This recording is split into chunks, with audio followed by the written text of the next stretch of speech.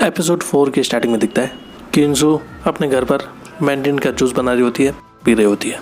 और इसके बाद दिखता है कि इंसू म्यूज़िक कंपोज़र कांगवू के साथ अपने लिरिक्स के बारे में डिस्कस कर रही होती है। इसके बाद वो घर में अपने सॉन्ग के लिरिक्स को लिख रही होती है और अपने लिए एक डिश बनाती है और उसकी फ़ोटो खींचकर सुनवू को भेजती है। सुनवू लिखता है ये अच्छा लग रहा है। इसके बाद अगले दिन इंसू कांगवू के घर एक आदमी से मिलती है और वो आदमी इंसू को बताता है कि तुम्हारे साथ फेमस सेलिब्रिटी ताइवून काम करना चाहता है।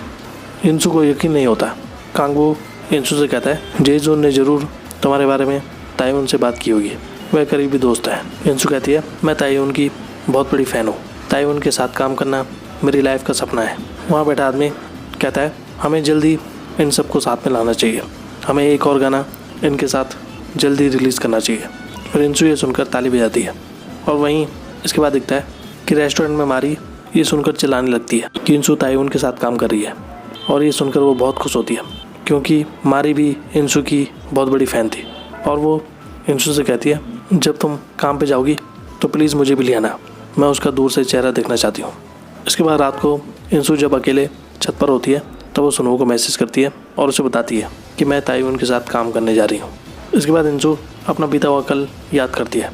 इंसू सुनवू से कहती है मेरा गोल है ताइवून, वो तुम्हारा पसंदीदा सिंगर है, मैं एक दिन उसके लिए गीत लिखूंगी, फिर दिन भर इसे सुनना अच्छा लगेगा। सुनवू कहता है ये सिर्फ अच्छा नहीं है, ये ऑसम है। तभी इंसू गॉड से प्रे करती है और कहती है इस भगवान मेरा सपना पूरा करना ताकि मैं ताइवून के साथ काम कर सकूँ। फिर प्रेजेंट में दिखता है कि इंसू सुनवू के स्टूडियो में जाती है और वो एक थैले में मैंड्रिन लाकर डोंगयोन को देती है। डोंगयोन ने देखकर बहुत खुश होता है और वो इंसू से पूछता है तुम्हें कौन सी फ़ोटो चाहिए थी। इंसू कहती है पिछले साल की मेरी आईडी फ़ोटो, मुझे किसी एसोसिएशन को एक जमा करनी है। फिर डोंगयोन कंप्यूटर पर इंसू की फ़ोटो ढूंढने लगता है। तभी इंसू वहाँ वॉल पर देखती है कि वॉल में बहुत सी फ़ोटोज़ लगी हुई थी जो सुनवू ने खींची थी अपने कैमरे से, और उनमें इंसू की फ़ोटो भी होती है। और इंसू के फ़ोटो के नीचे वो कार्ड भी होता है जो इंसू की माँ ने सुनवू को दिया था। तभी डोंगयोन को सुनवू का फ़ोन आता है। डोंगयोन कहता है क्या तुम्हें सिग्नल मिल गया। इंसू डोंगयोन को इशारा करती है कि मुझसे बात करवाओ। फिर जैसे ही वो डोंगयोन के पास जाती है तभी फ़ोन कट हो जाता है और डोंगयोन कहता है कुछ देर के लिए सिग्नल मिला था, वो ज़्यादा देर तक बात नहीं कर सकता।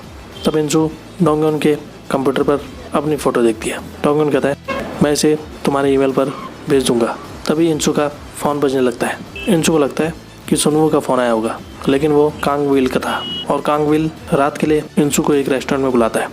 इसके बाद रात को दिखता है कि इंसू और कांगविल साथ में रेस्टोरेंट में बैठे होते हैं और वहाँ मौजूद वेटर गिलास में शराब डालता है।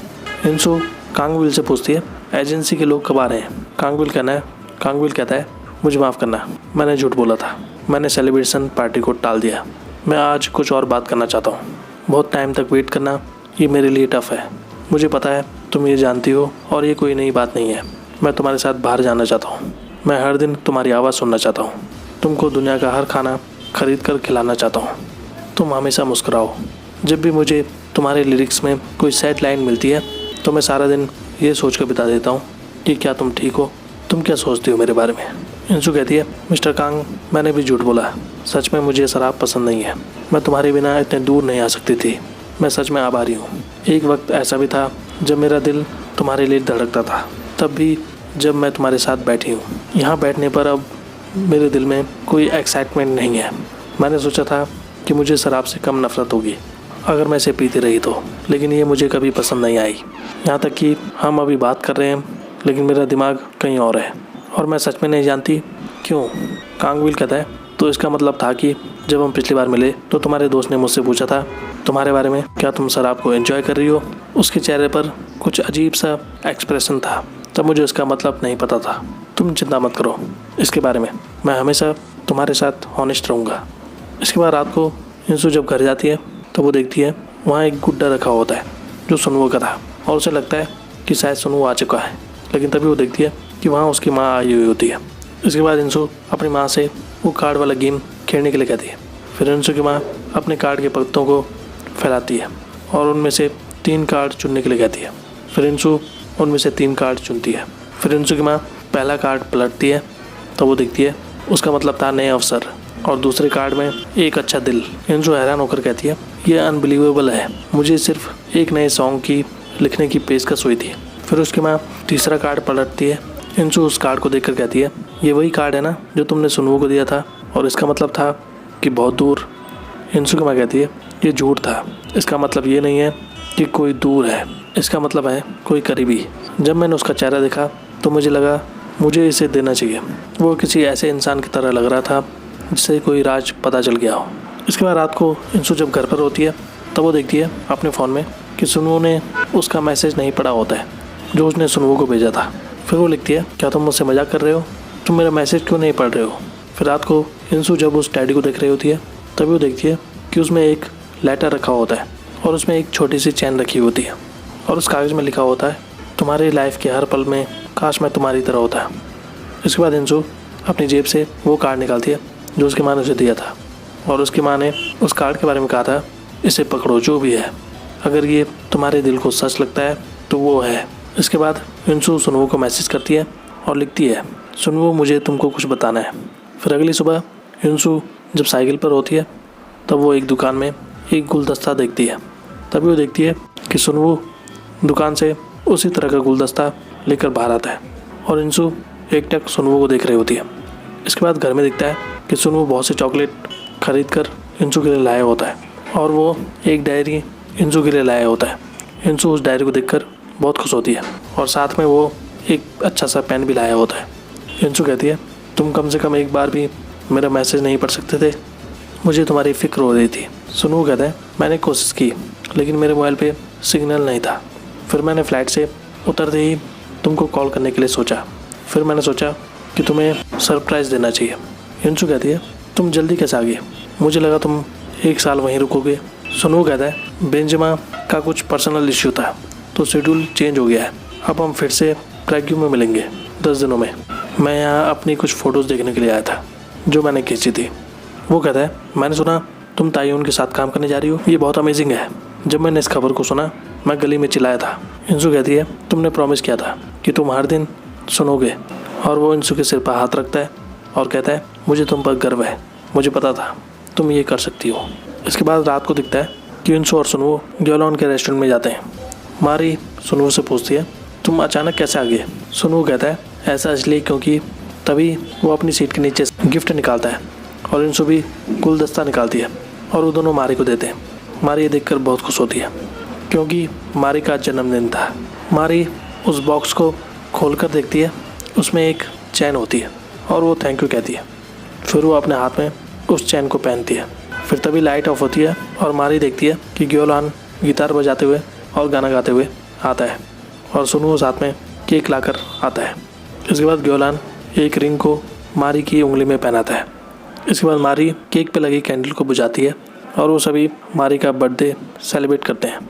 इसके बाद रात को इंसू और सुनवू वहाँ से चले जाते हैं और सुनवू इंसू को घर छोड़ देता है और वहाँ से चला जाता है।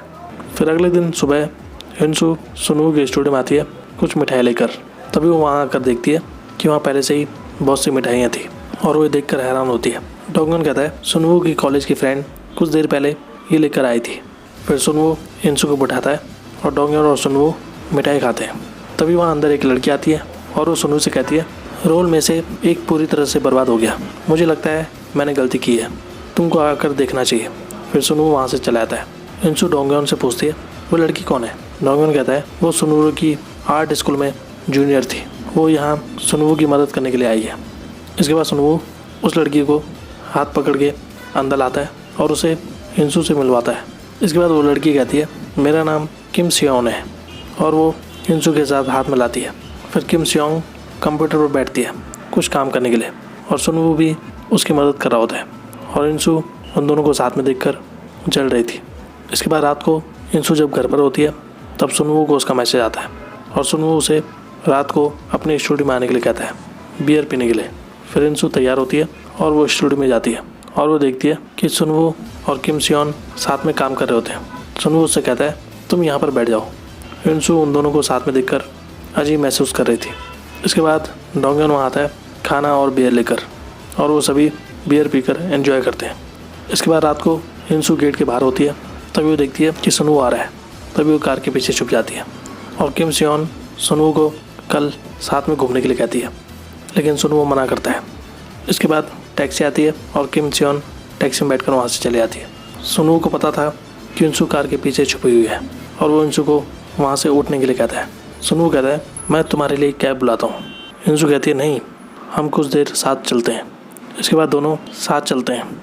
इंसू सुनवू से कहती है क्या दो फ्रेंड अगर दोस्त हैं तो क्या वो हस्बैंड वाइफ नहीं बन सकते? सुनवू कहता है नहीं। इंसू कहती है ग्योलहान और मारी भी पहले ही दोस्त हुआ करते थे, लेकिन अब वो हस्बैंड और वाइफ है। सुनवू कहता है उनकी बात अलग है, वो खुश नसीब है, लेकिन असल में ऐसा नहीं होता। ये कहकर वो चला जाता है।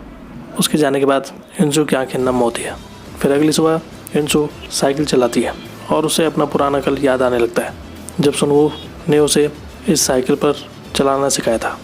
फिर प्रेजेंट में इंसू सुनवू को रात को ग्योलन के रेस्टोरेंट में बुलाती है मिलने के लिए। फिर वो दोनों रात को मिलते हैं और इंसू अपनी डायरी को सुनवू को दिखाती है जिसमें उसने लिरिक्स लिखे हुए थे और वो कहती है मैं लास्ट लाइन तक नहीं आ पा रही हूँ तुम्हारी वजह से। मैंने पूरी रात इसके बारे में सोचा और फिर फाइनली मैं कंक्लूजन पर पहुँच गई। और वो सुनवू को अपने दिल की बात बता देती है और कहती है मैं तुम्हारी एक झलक देखने के लिए हर पल तड़पती हूँ। इसके बाद सुनवू उस डायरी पर लास्ट लाइन लिखता है और कहता है मैं इसे ख़त्म नहीं कर सका क्योंकि मुझे 1 साल पहले जाना था, अब मैंने इसे ख़त्म कर दिया। फिर इंसू देखती है उसमें सुनवू ने लिखा होता है प्लीज़ मेरी तरफ रहें, आई लव यू। इसके बाद सुनवू अपनी सीट से खड़ा उठता है और वह इंसू को किस कर देता है और यहाँ पर यह एपिसोड ख़त्म होता है। तो आज के लिए बस इतना ही। ऐसी वीडियोज़ देखते रहे हमारे चैनल पर। Thank you so much.